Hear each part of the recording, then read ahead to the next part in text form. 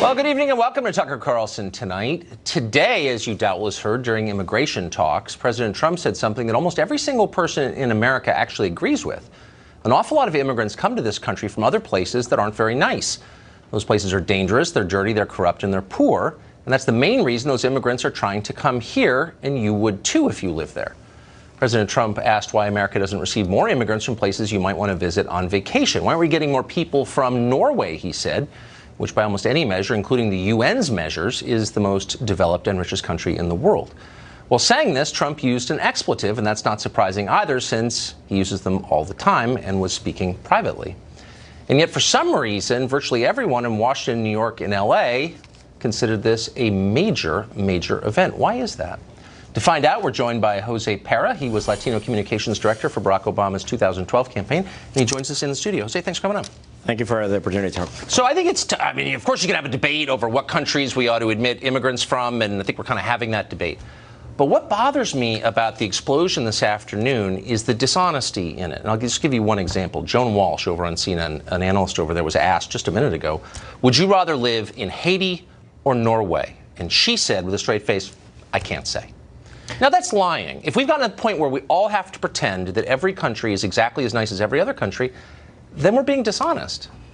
No, it's basically they're talking about, I think the outrage here is about the insult and the expletive that is attached to the people who come from these countries and who are making a life here in the United States, contributing fully to the U.S. right now. They were talking specifically about El Salvador and Haiti, two countries where TPS was recently revoked by the Trump administration. Right. And between these countries, we're talking about the people from those countries. They're contributing close to $170 billion in GDP. No, look, but I'm not. I mean, and they're making a full contribution to the economy. It's actually it's a complicated picture. But I agree with you. If you're saying that a lot of the people who come from those countries are good people, of course, I completely agree. But the idea that you're not allowed to say that they're pretty crummy countries, Haiti, for example, or El Salvador, I've been in both of them. That's why people are leaving them to come here. So I don't understand what the sin is. You're not allowed to point out that other countries aren't as good places to live as America? Like, what is the problem? There is definitely an issue here because basically what's happening here is that the president is connecting and articulating the same vision that we saw in Charlottesvile. When they're talking about we won't replace you, what the chanters and the marchers were talking about this time, it's the same thing. And it's not the same thing. Look, and it's the same. Slow down. What happened to the whole masses that on the Statue of Liberty that we're talking about? Try and track with me here, okay? The president, from what we know, and maybe he said other things we don't know about, but what we know, he said these countries are crummy places, okay? They're holes or whatever. He used profanity. But the people who left those countries, some of them rode trains all the way through Mexico or hid in a wheel well of a plane to leave. They would agree with that. So why the outrage? Is it you have to lie and pretend, as Joan Walsh does, that, I don't know, I'd live in Norway or Haiti? Like, we've gotten to a place where nobody can be honest about anything. Do you see the point? Well, first of all, one of the things is that do we apply the same metric to Eastern Europe? We're talking about countries that are not doing too well right now in crime measures and economic measures and other issues. But we seem to be applying this only to countries where there are brown people, such as Haiti and El Salvador. Let's be totally real. We're talking about Norway, like you said yesterday, which again ties back to this social reengineering that they're trying to. I don't want to get all fact-based on you, but Norway is, according to the United Nations. Well, here are some. The United Nations says that Norway is the most developed country in the world. Its sovereign wealth fund, I think, is the biggest in the world because of the oil discoveries offshore there. As you know, it's the richest place in the world, okay? Haiti is the poorest place in the hemisphere and has been for a long time. People are actually staying in this country right now legally because Haiti is so bad, we don't think they should have to return. So if you say Norway is a better place to live, and Haiti's kind of a hole. Anyone who's been to those countries or has lived in them would agree. But we're jumping up and down. Oh, you can't say that. Why can't you say that? Well, let me tell you something. Most people in Norway, according to most polls, do not want to live under Trump's America right now. That's fine. You're kind of missing the point, which is because it's a question about values. Okay. You know, you are attaching this label to people who come from predominantly brown countries, and that is a problem. I don't know why. And that is how decisions on TPS are being made. Okay. No, you know, when you take away legal status, because these people were here legally. Okay, hold on. Can I just ask you again? Let me try to ask you a reasonable question. From people who are contributing, to this country, then you know, are you using the hold on. statute or are you using prejudice to make the decisions? Right. Prejudice, racism, white supremacy, fine. But let's get back to it. So Norway, Haiti, I mean. One is the richest country in the world. The other is one of the poorest countries in the world. You think it's immoral to point that out. It's a statement of values. I'm asking you a very simple question. If Haiti isn't such a bad place, why don't we say to the people who are here temporarily in refuge from Haiti, go back, it's great. We don't say that because it's not great. Actually, it's everything the president said it was. It's not an attack on Haitians. It's an acknowledgement that their country is not as nice as other countries. And if you can't even say that out loud without being called a racist by people like you and the morons over on MSNBC, oh, you're then just calling me a moron. I'm not calling you a moron. I'm saying anybody who says that's a racist statement should explain how it is. And you can't. You said it's like Charlottesville. How is it like Charlottesville? Look, we're talking about a predominantly white country. And we're talking about a predominantly African country or people of African descent. And the president. So you're not allowed to say that because of it? How about crime measures, income, corruption? I mean, like, what are you talking about? The president just said a few weeks ago that everybody in Haiti has AIDS, and that's one of the reasons why he wanted to cancel TPS, even though these people are here and they've been vetted, time and time again. I mean, look. No, you do know. No, you know, so I'm addressing when you're attaching, when you're attaching all these labels to an entire population of people, that is problematic, especially coming from the leader of the free world. I don't actually look. I'm going to speak for myself here when I say, again, I think there are plenty of great people from Haiti, and a lot of people who leave from Haiti do well. I've met a ton of Haitians. There are a lot in Miami, and a lot of them have done well. But the truth is that when people from poor countries, not a measure of their moral stature, but when you come from a poor country, you are likely, much more likely to be poor when you're here. And there's a lot of poverty already here, in case you haven't driven across the country. And so there's a real question about how much more we want to import. I come from a working class family, by the way, so I do know. Then you can't look at me and say that's racist. So, for example, I have the numbers on where our immigrants come from. Last year we had 23,000 immigrants from El Salvador. I'm sure all great people. We had 404 from Norway. So we overwhelmingly give advantage to very poor countries. And it's an honest question, not a racial one. What effect does that have on the poverty rate in this country? I can tell you that, well, this is a free market network, and I would imagine that you follow the basic laws of economics. When you have people creating demand, and when you have people paying into the tax system, like this 23,000 people from the 23,000 number that you just mentioned. From El Salvador. Or the 200,000 who have TPS and the status was just revoked by the administration last week. You are taking that contribution away from the economy. And these people are going to Walmart, they're buying gas, they're buying clothes, Let me ask you they're this, going then. to supermarkets, so let's take a look and they are stimulating local and national economy. So you're speaking in generalizations. And again, I actually admire the president also is speaking in generalizations. Okay, here's some specifics. These are the rates of welfare use by country. These are families that are using at least one welfare program in the United States. From Central and South American immigrants, it's 73%. Can you tell me where that comes from? This is from CIS, Center for Immigration Studies, the people who keep the numbers on this. And then from South Asia, a non-white region, it's 17%. By the way, it's CIS coming from the Tanto Network. I'm not saying that people from South Asia are better than from Central America. I'm just saying there's an economic cost in bringing people over who are more likely to go on public services and who are poorer. That's not a racial attack. It's an economic observation in a country that has a ton of poor people already. And you have no answer for that other than, oh, it's Charlottesville. Well, you're talking about social reengineering, the whole worry here. And that's why they want to do away with family-based migration. Because family-based migration, it's what they consider is leading to the browning of America, and that's the whole issue here. No, that is your fever dream. I'm throwing some actual economic statistics at you that you can't answer, and you're getting back to the black, brown, white thing. And I'm asking I just gave you numbers on the GDP impact from people from El Salvador and from people from Haiti right now. If people from poor countries are much more likely to go on welfare and make less. Doesn't mean they're bad people, but it means the cost of having them here is higher than people from other regions. That's reality. I've seen other studies that actually say that immigrants are no more likely to go on welfare than I would be fascinated to see that study because it doesn't exist. The rate it does exist. No, it doesn't. The rate of American families on using at least one welfare program is 30%. Now, that's higher than immigrants from South Asia, for example. You're absolutely right. But the preponderance of our immigrants, aren't coming from South Asia. They're coming from Latin America. And those rates are really high. And I think we have a right to ask questions about that. But you say it's racist. I can tell you something. Have you heard of the 5-year bar?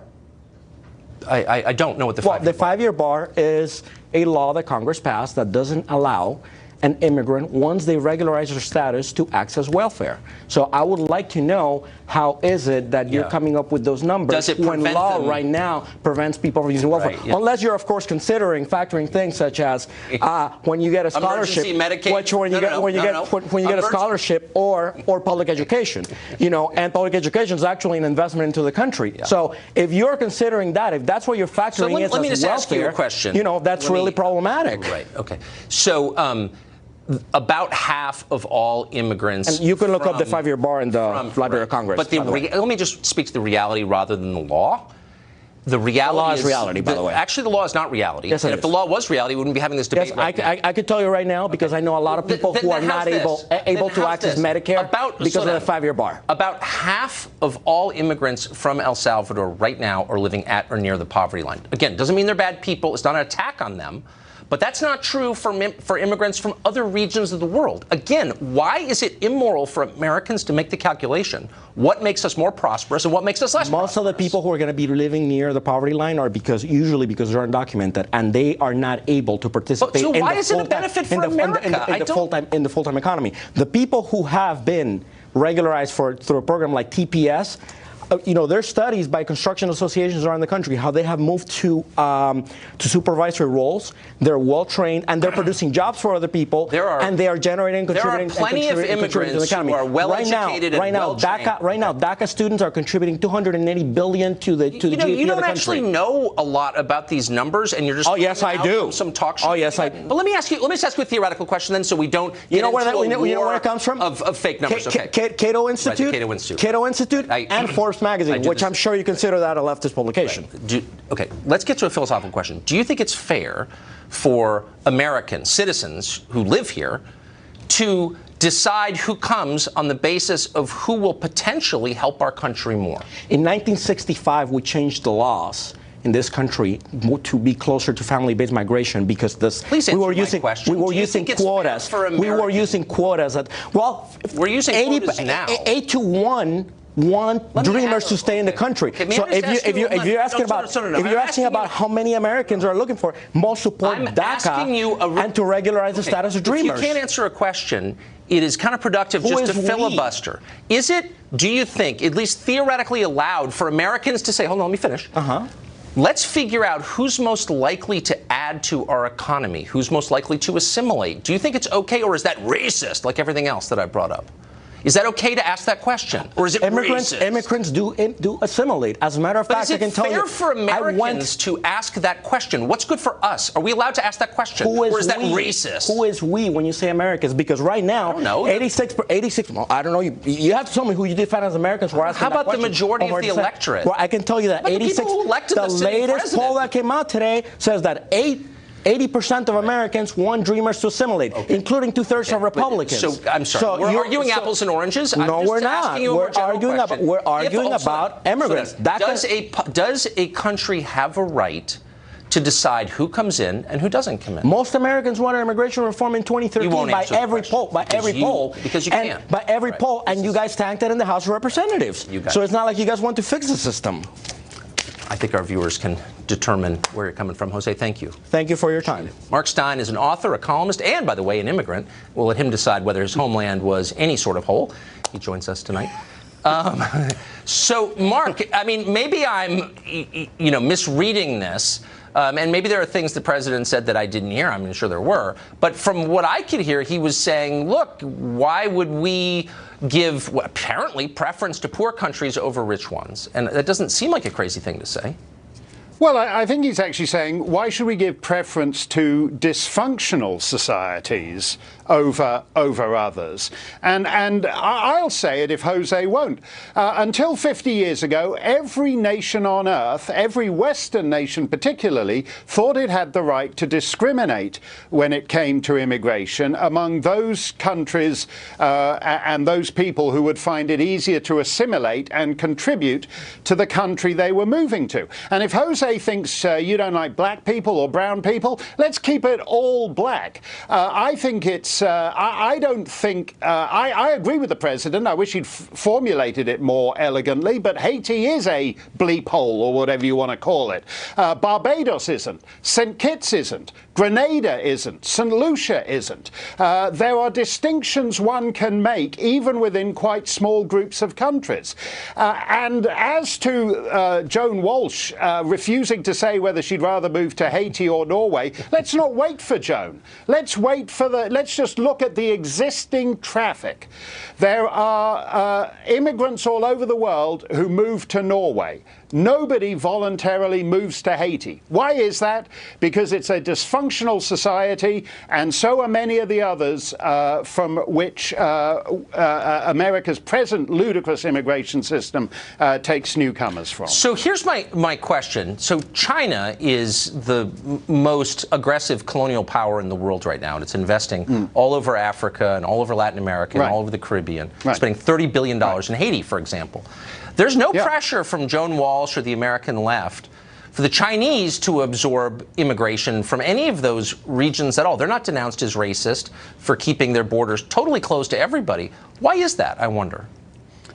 Well, because China is allowed to advance its own interests. So it's bought, for example, a big ton of bauxites in Jamaica, the bauxite industry in Jamaica. Yes. But it doesn't feel that along with that, it has to import a big bunch of Jamaicans to its country. And that is when people can object to what President Trump says, but it actually makes far more sense than if you look at what Pat Leahy said, who just sent out this eunuch tweet in response, bleating, "That's not who we are." It's not enough, actually, just to say, "That's not who we are." And in fact, that's the response to every one of these so-called problems. That's not who we are. Well, they never actually say who we are.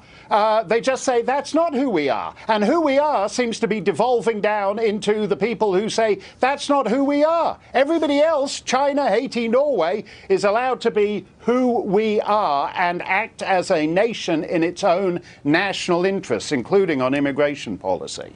Yeah, well, I think China could use a little more diversity, so we'll be pushing for that in future weeks. Thanks a lot, Mark. Appreciate it. Exactly. Thanks, Tucker.